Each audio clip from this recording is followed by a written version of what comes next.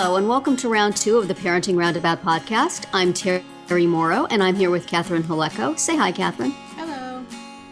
Once a week, Catherine and I like to give you a second round of conversation on TV, movies, books, and other entertainment topics because it's nice to talk about something other than parenting for a change. And this week, we're going to be, as always, continuing our Parks and Recreation marathon, although not for too much longer. We're getting towards the end. And we're also going to be talking about West Wing and the latest episode of the West Wing Weekly podcast, which we are following. But first, Catherine has something from her book club that she read that she's going to tell us about. What did you guys read this time? We read a book called The Rosie Project, which is by Graeme Simpson. I don't know how to say his name. Simsion. Okay. Hey, I remember that from when we were talking about books that your book club was reading that I could read also and have something intelligent to say about. And then I did not. And this is also the one that I started reading like 6 months ago because I thought it was that month's book. And I found out that it was not. It was all off track. So anyway, I did read it for this month. It's a quick, fun read. It's an Australian author who was like an IT guy for his whole career, and then he just decided that he was going to write a novel. And he did. And is it good? It is good. I enjoyed it, and it gets 4+ stars on a lot of review sites. It is the story of a man who's a professor of genetics. It's set in Australia. He's a professor of genetics, and he clearly has Asperger's, or he's on the spectrum, as they say, but he doesn't know it because it's the novel starts out with him giving a lecture to a group of parents and kids with Asperger's, and he has no idea that he displays many of the same characteristics, and the kids love his talk because he talks about, he somehow it ends up with all the kids like standing up and jumping up and down and saying Aspie's rule, because I think he talked about how like they're different, but that means they're better at some things. It doesn't mean that they are abnormal, or that they are problems, or so he goes with it's just a different way of a brain working, and the way it manifests in him is he's got no social skills whatsoever, in terms of understanding how to communicate in a socially acceptable way. He'll say things that other people would know not to say, and he'll not say things that he really should say in terms of social convention, right? And he has his whole life scheduled down to the minute, everything for maximum efficiency. He eats the same thing every week. He goes and he goes to the store every Tuesday and he buys these ingredients, and then Tuesday night he has this meal, and Wednesday night he has that meal, and etc. So he'll schedule things with his one friend who is another professor. Like he'll schedule them to go running together, or for him to have breakfast at his friend's house, just because then he doesn't have to take time away from something else. It's all about like maximizing return. Yes, maximum efficiency. Right. Which, I appreciate. Were you taking notes to that part of the book? So anyway, he decides that he should get married. And so he embarks on what he calls the Wife Project, where he creates this whole questionnaire to find the right candidate. Find the right person to marry him. And, there's no, like, emotion in it at all. And there's no sense that, the other person would need to be, in on this. It's all like, does this person smoke? Do they exercise? Do they like music, which he thinks is frivolous. Like, you know, he has it all worked out. And obviously this proves to be not a successful way to find someone. But he encounters this Rosie, and she's completely opposite of everything that's on his questionnaire. But then it turns out that she is trying to figure out who her biological father is, and since he's a professor of genetics, he helps her, and it goes on from there. But it's very funny, and it's just sort of charming the way that he figures things out, you know, in his own way, like the way he finally determines that he loves her. It takes him like a dedicated, you know, many hours of just thinking about it, and that's kind of how he does things. You know, he's like, he likes to run because that's when he figures things out. That's when he solves problems. So I enjoyed it a lot, and the other book club members liked it too. I do wonder what the experience of reading this would be like if you were close to someone who is on the autism spectrum. I don't know. I mean, it seems to me to be sensitively handled. But on the other hand, I just don't know, you know, because that's not my world. So I'll have to Google around and see if there's any talk about it on any of the self-advocate blogs I follow. Right. But I don't think I've heard anything about it. But did you read The Curious Incident? Yes. And I loved that. I thought that was really well done. And remember I saw the play on Broadway too. So in our archives somewhere is a discussion of that play. Yeah. So that's another one that you're right that, you know. Yeah. It's an appealing topic for literature, I think, right now, because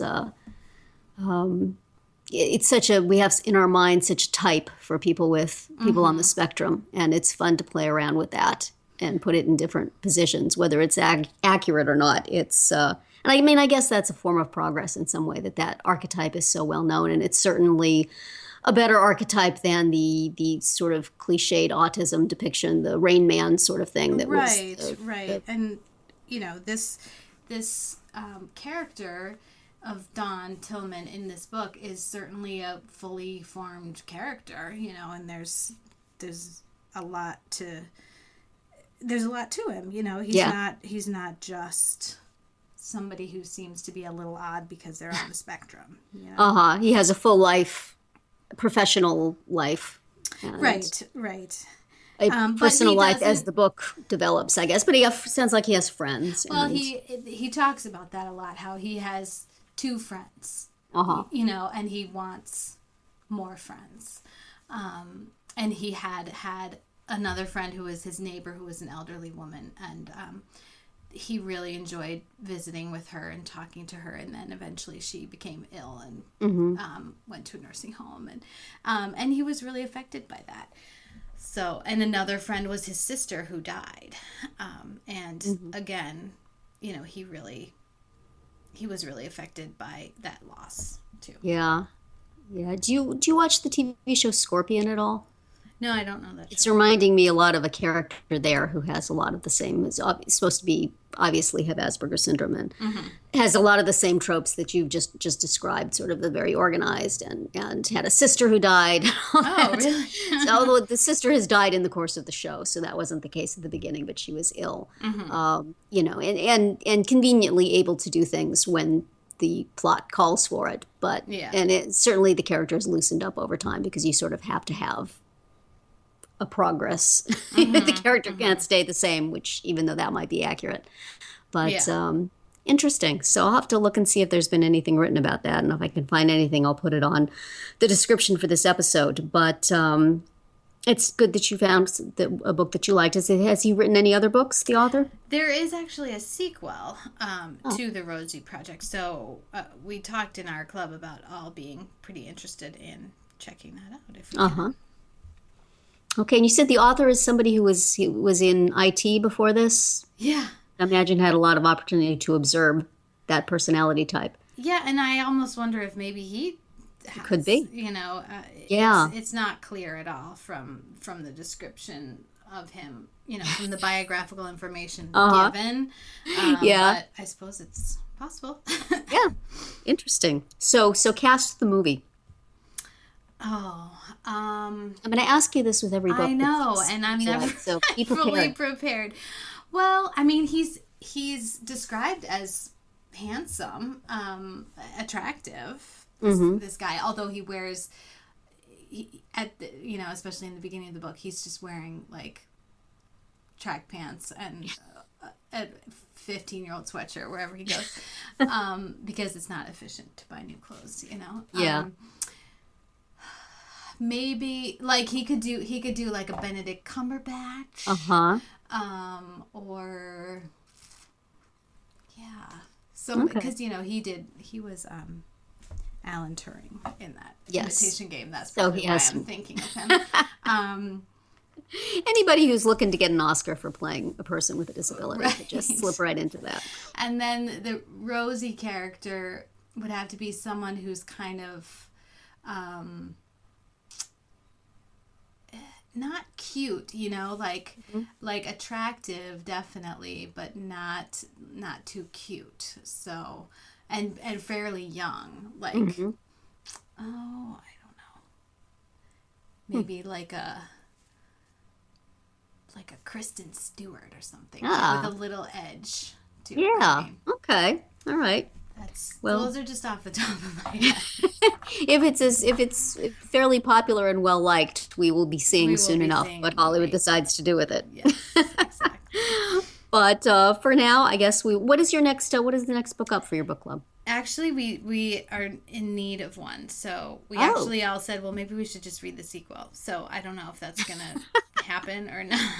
Well, listeners, tweet to Catherine at About Family Fit what book they should read next. Yeah. You guys should read the Hamilton biography. Did you guys ever read that? That's huge. The Chernow thing? Oh, yeah, that's too long for us. I think my friend is reading that. She's like, I cannot engage her on the subject of Hamilton the musical at all. But she's going to read the biography. But she's reading that. She's reading that. Yeah, she told me she was reading Hamilton, and I was all excited that it was the Hamiltone, but no. Right. It's the source. Right. None of this silly musical stuff. I am alone in my Hamilton love amongst my nearest and dearest. But that's fine. I just put my headphones on. Right. And listen to it again. I've decided now that I've you get into different songs at different points, different songs stick in your head. I've been listening to Say No to This a lot lately. And I've decided I want a Greek chorus of ensemble members to just follow me around and go, no! Whenever I'm Don't something do stupid. that. There's sort of the horror of the entire ensemble going, no. Stop. So I have that in my head after I've done the thing, unfortunately. Oh, well. When I think back on it, I hear the no's, but they need to be a little louder, right. That Greek chorus of admonishment and shame needs to catch before it happens. Anyway, so we move on now to our weekly Parks and Recreation rewatch. Well, rewatch for me, first watch for Catherine. And this week we watched 4 episodes coming towards the end of season 6. We watched Anniversaries, The Wall, New Slogan, and Galentine's Day. So we'll take them one by one. Anniversaries is the one that opened with the NPR radio joke, basically with Dan Castellaneta and John Hodgman as the dueling DJs from Pawnee and Eagleton. As if Pawnee and Eagleton would each have their own NPR station.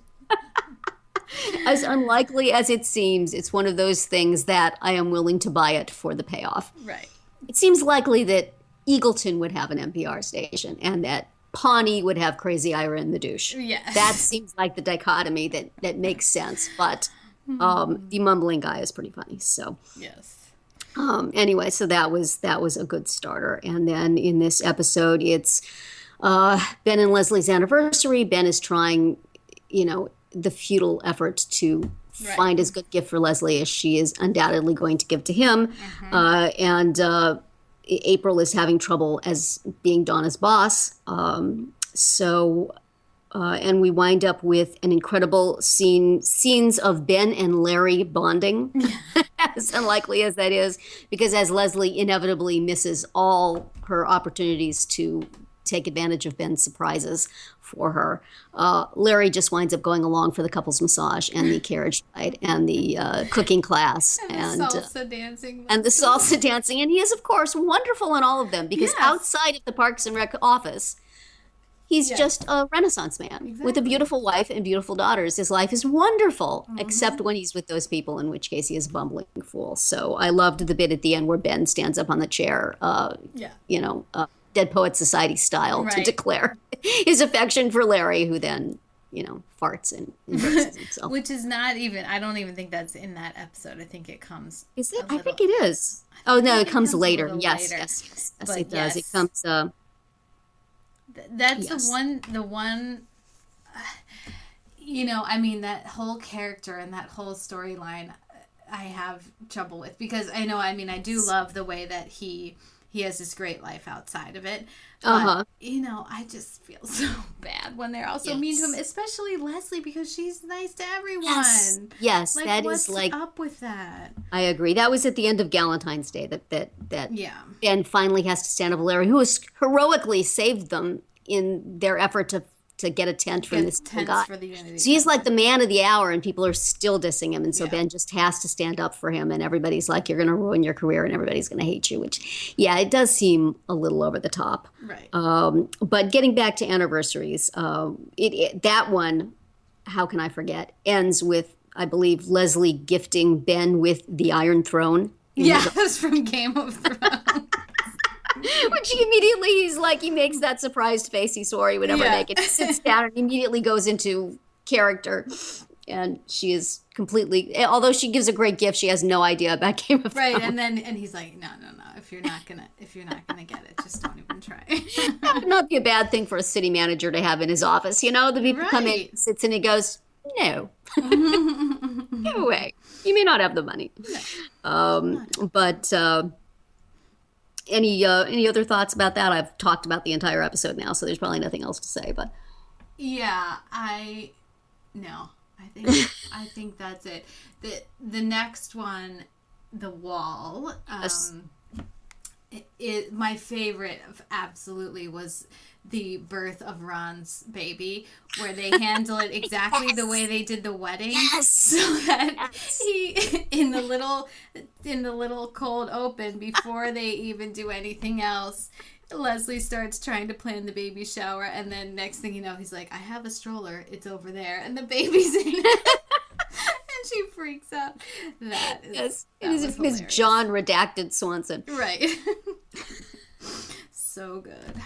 Yes, that was wonderful. Yeah, all this the continuation of the Pawnee Eagleton politics and is not my favorite stuff. Mm-hmm. But that episode does a lot of setup work for the rest of this season and next season. In that, I think it's the one in which Leslie gets the job offer to work for the national parks, mm-hmm. right? Ideal dream job. Right. In Chicago. In Chicago, yes. And also Tom gets the idea to start a restaurant. The Unity concert is being planned. That's the big ending for this season. Mm-hmm. And Ron starts redoing the third floor as a way to get away from everybody and bond with his son as he fixes things. His newborn. Yes. Yeah, he and his newborn are going to fix up the third floor, I guess it is. And that he sends away the work crew, that he will do it all for them. Right. And just be in hiding for the rest. We're having a paid vacation. So that is going to pay off. It has a future payoff. And the Unity concert, which comes up at the end of this season, I won't spoil it too much, but if you are a fan of music, you might go Google Unity Concert Parks and Rec, and you will be able to see then all the real life acts that will be at the Pawnee Eagleton Unity concert. Mm-hmm. Some of them as themselves, and some of them as fictionalized bands. Okay. Yola Tango in particular has a funny they're playing a funny band, yes. Okay. But I won't spoil it here, but if you are interested, if you Google it, you will get a big article about who all was there. It's fun. It's obviously one of those things where people who enjoy Parks and Rec and wanted to be a part of it. Yeah. And so they brought them in various capacities. So then we move on to new slogan, which, fun for copy editors, that scene in the in the public meeting where they say, when you're here, you're home, but they have then spelled than. Right. And Leslie's getting all tense up, and then somebody says, no, you have a mistake. And then they change all the yours to the URs to YOUR. So everybody who's ever just flinched when they see that on Facebook and Twitter, they can't fix it. Ben's having to hold her down from getting, she made it worse. But she fixes it on the final sign, as of course one must. Oh yeah. Could not let that stand. I wouldn't be able to deal with that myself. No. It was painful just to watch. But we have the new Pawnee website, which starts out, everybody just loves the adorable stuff on it and care less about the really important things. The actual functions. Being able to pay things through it. I wish we could pay things through our city website. Although I think now with the latest enormous property tax bill came something saying you can now pay it online instead of going down to City Hall and standing with 40 or so of your fellow citizens. Oh, brother. While the line moves slowly. Our city has a drive-through for that, actually. Oh my gosh, that would be wonderful. The last time I went and paid my property taxes, to digress, I was like 2 or 3 places in line behind a bunch of guys, one of whom was talking about how awful his ex-wife was at great length. And I'm standing a bunch of women who are all rolling our eyes at each other. Right. We hear you, dude. It's like, can we make this line move a little faster, please? I don't want to listen to this anymore. Not need to hear this. That's probably what it's like to pay your taxes in Pawnee. Although now you can do it if you can get past the cute panda bear on the front page. Apparently, you can do it on the Pawnee website. But and then of course it gets hacked by Crazy Ira and the douche fans who do all sorts of nasty things with it. Right. And then we have the Tom looking for restaurant sites, and Donna and April being ambivalent about helping him because he will then no longer be at City Hall with them. And finally, Andy making a discovery about Duke Silver. And I love the scene where he goes into Ron's office and says that he saw something at this club, and he thought at the same time, Andy says you have a twin brother, and Ron says I am Duke Silver at the same time, and then they both say exactly the opposite. So yeah, he's outed. Right, but it's a nice outcome where Ron says, he's throwing away his saxophone, he's never going to play music again, rather than be outed, and Andy understands that would be a loss to the world of music, as well as all the ladies at the club. Yes. Which he found out thanks to Craig. I am enjoying Craig. Craig was a divisive figure. I know there were a lot of Parks and Rec fans who thought he was over the top, but I enjoy, at least at this point, they're using him just the right amount. Just as an occasional go-to to shout things. Right. And sometimes things that just make no sense at all. Yes, they clearly just gave him a script and said, put emphasis where you like. Right. And he did delightfully. So that's fun. I enjoy him. And then, the whole thing there where Leslie goes on with Crazy Ira and the douche. And I feel like we've seen that before and has diminishing returns. Yeah. So that is never going to end up well for you, Leslie. Just give it up. Just don't even.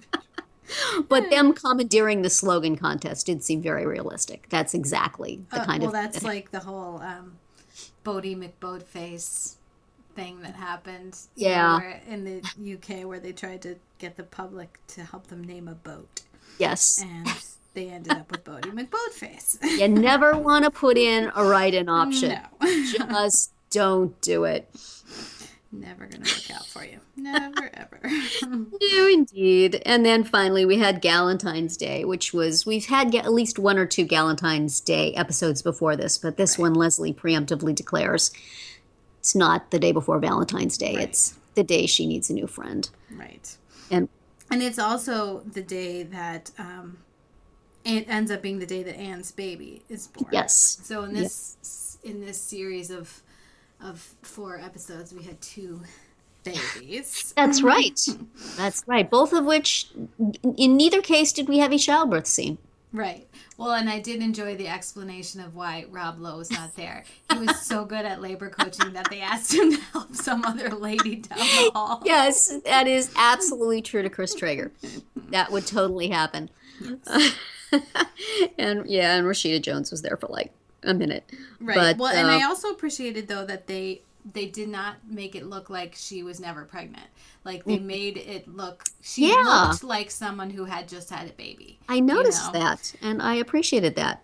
Never having had that experience myself, but having observed with other women that you do not go back to looking like Rashida Jones in the moment the baby is out. Certainly do not. And I thought that was, that was nice that they actually did that. Yes.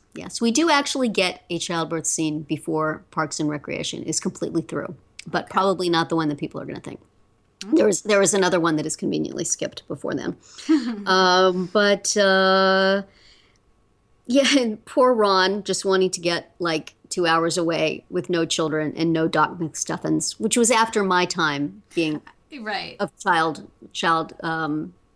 It would have been Barney. Yes. But I guess Doc McStuffins is the Barney of the current child generation. I guess. I mean, from what I've heard, it's actually not a bad show. Just not something you want on all right. I mean, the time. I'm sure it wouldn't be something that Ron would like. But I do enjoy that, even though he was so unhappy having to be Andy's dad, because Andy was at his most toddler-esque in this episode. Yes, hanging upside down on the playground and falling on his face, doing all the highlights for children puzzles. Yeah.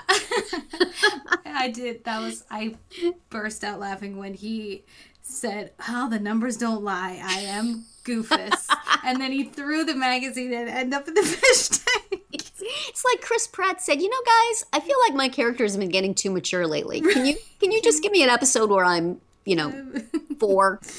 Exactly. But I liked it at the end where Ron then called Diane and said, that he's going to come and relieve her with the kids, and that he knows he is a parent. This is what his life is now. And he's not a guy who ducks his responsibilities of any sort, even towards Andy. And this is the one that I referenced earlier, where Larry is the hero against the terrible tent guy, which is nice. I like Larry having a moment, but I wish just for like one episode, anybody other than Ben could acknowledge that he is a guy who sometimes does the right thing, and that is never going to happen. Well, might happen before the end of the episode, end of the series, in some way or other. He does get a satisfactory ending. Leslie, I love Leslie. She's such a fun character. She's such a wonderful person. But man, she is the most intense friend in the world. Yes. It would be difficult. I don't think anybody is ready to quite step up for Anne. But I enjoyed the continuing pathetic story of poor Shauna Malwae-Tweep, who just... She also gets a satisfying ending, as I recall. Okay. But she is just so enjoyably like, the anti-Leslie. Right. Just nothing ever quite works out for her. So that brings us to the end of our 4 episodes. I also wanted to say about Galentine's Day that I enjoy Larry's self-awareness, that he knows he's a buffoon, and it doesn't bother him all that much. He's made his peace with it, and he tells Ben, "Don't stand up for me. It won't go well for you. It's really okay. I appreciate it's in your best interest." Yes, exactly. Right. So that makes me feel a little better about it, because he's not like suffering every time people make fun of him. He's just, that's his job, and he goes home to his wonderful life, where he is apparently an expert cook and a great dancer and has a beautiful wife and beautiful kids. So that I thought was a nice little touch. So next week we will be watching Prom, an episode I do not remember fondly. Flu Season 2 and 1 in 8,000, 2 episodes which I don't really remember at all, but as being relatively okay. And then the 2-part finale for this season, which is Moving Up, which ends in the Unity concert, which is quite wonderful. So looking forward to some of that. And then at the end of this 4 episodes, there is something happens that I shall be interested in your reaction to. Okay. Unless you've read about it when at the time when it okay. I don't think so. I mean, if I did, I don't remember. So good. So then we move on to, we are also watching The West Wing along with the West Wing podcast. And this week's episode, actually last Wednesday's West Wing Weekly podcast, but this is our first chance to talk about it, is 20 Hours in LA, in which as you will be shocked to learn from the title, the West Wing staff goes to spend 20 hours in Los Angeles for a fundraiser and various town hall meetings and a meeting with a pollster and another encounter with Joey Lucas, played by Marlee Matlin. What did you think of this episode? I enjoyed it. I liked it's kind of fun when they go out of their element, and do something a little bit different. And you get some new characters. I liked seeing the whole Joey Lucas thing play out. Yeah. And the Bob Balaban character who yes. plays he plays like a movie mogul who's going to throw a party, but he threatens to cancel it, and he's really great. And there's such a good scene between him and Martin Sheen as the president, where they argue basically, or where the president kind of yells at him and says, like, I can't do what you want me to do, and this is why, and it's just gonna hurt your cause, and blah blah blah, blah. Yeah. And you're like, whoa, what's gonna happen? and actually, the Balaban character's like, okay, I respect that, like and so that was a really good scene. I kind of like the dynamic of these are two powerful guys kind of at the top of their professions, and have more in common than not. And so I think that obviously the Balaban character just wanted to be heard and taken seriously, and understands the way that things work. But that was a nice scene. I liked that, and I liked his just very low key powerfulness. He's like, okay, guys, you can put away the chairs, pack up the flowers. We're done here. Not raising his voice, not and stamping. Josh is like, what? He's obviously a guy who's used to just saying things once, and people go and do his bidding. Right. And so fine. I would like to enjoy that. Wouldn't that be nice? Even with our families, wouldn't that? Yeah, exactly. Pick up your clothes. Okay. And then they actually get picked up and put away. Like, how amazing would that be? I occasionally get that, but I have to throw a tantrum first. And then in the aftermath, I want it without the tantrum. I do, because I have a feeling that guy never gives a tantrum. People just do what they say because they know he means what he's saying, and things will not be pleasant for them if they don't. I know. The thing is, I mean it too. Why doesn't anyone listen to me? He needs to be like a book, the power ways of a character like that we can learn and do. But I think that we do not have the axe to wield that he does. So that is, we can't really fire our children. They know we're bluffing, whereas the president's staff knew this guy was not. Yeah. So that is too bad. But it was interesting seeing the little cameos by David Hasselhoff. That was a good one. And Jay Leno, which was, I guess it was on NBC, so not a big deal to cross-promote him. But and then Matthew Perry in absentia. His name was dropped. His name was brought in. But as they pointed out on the West Wing Weekly podcast, he does eventually come along as a recurring character. I don't think he's ever a regular. But and he is very good.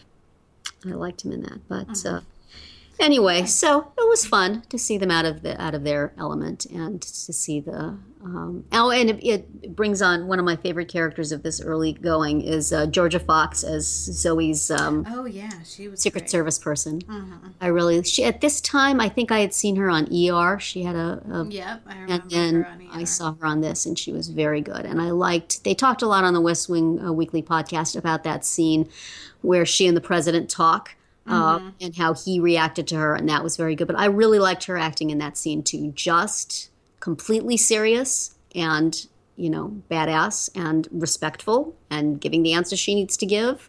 But then at the end, somebody who was in the army and who is not a secret agent, service agent, to conduct herself. I really like that. And at the end, she just answers him. He says, no deal.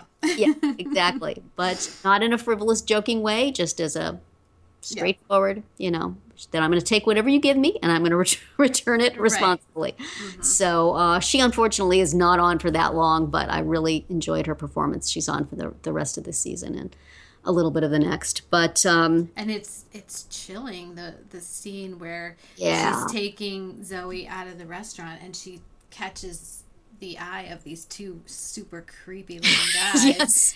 and she just calmly gets her out of there, but it's scary. It is. As she said to the president, I know what I'm looking for, if that's what you mean. And that's and she does. Looking for. I like the professionalism of that character. A young woman, but knows her business. Yeah. So that was good and foreboding. Yeah, absolutely. Not to be too spoilery, but it's Chekhov's white supremacists. That's going to go someplace. So anyway, so anything else we want to talk about that episode? I don't think so. I'm blanking on who they had as a guest. Did they have a guest on the podcast? No, I don't believe they did this time, which is why it seemed really short. I don't know who they would have had necessarily to Secret Service agent. That's true. Well, there'll be many opportunities for that, and I don't know. Can they even talk? Are they allowed to say anything about whether something is accurate or not? Someone retired or something. Yeah. But I do like that the little glimpse of Zoe and Charlie as a couple. And that is, I thought it was funny on the West Wing Weekly podcast how I think it was Trish was upset that we did not see that relationship advance. That we just had the beginning hints of it, and now they are a couple. Darn it, we wanted to see the first date. We wanted to see the first kiss. Come on. Work with us here. But, in that this is not, a romantic comedy or, a relationship show. It's about politics.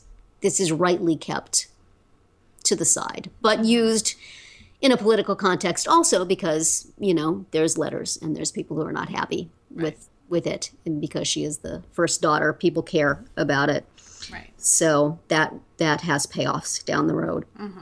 So next up is the White House Pro-Am, I believe is the name of the next episode, with the return of Stockard Channing as the First Lady. Nice. Always enjoyable to see her. So that will be it for our round 2 today. Please subscribe to our Parenting Roundabout podcast so you won't miss any of our episodes, including our daily speed rounds and weekly group chats. As always, you can find recaps, links, and an opportunity to comment on our website at parentingroundabout.com. Goodbye, Catherine. Bye, Terry. Goodbye, everybody.